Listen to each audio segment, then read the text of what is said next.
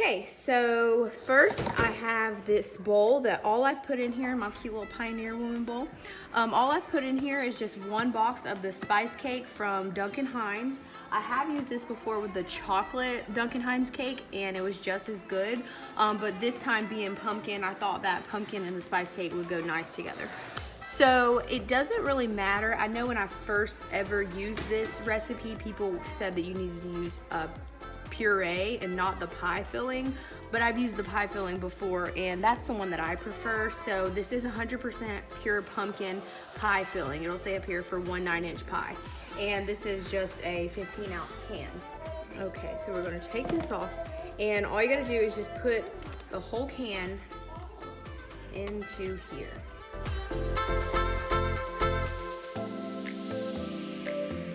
I'm going to use the milk chocolate morsels. This is just Nestle Toll House.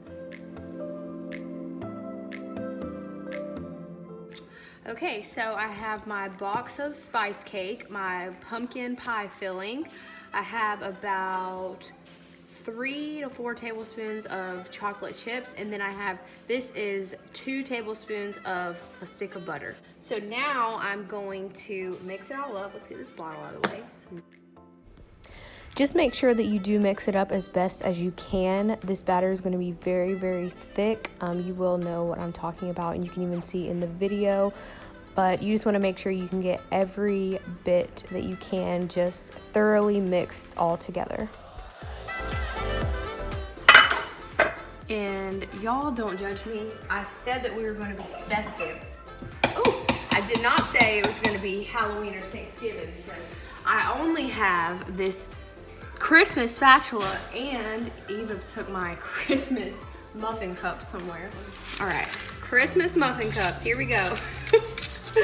I should have gone and bought some Halloween ones, but y'all know. You wanted to be glad this was at least a fall recipe. I'm trying to be, you know, stay in the season, but you get what you get.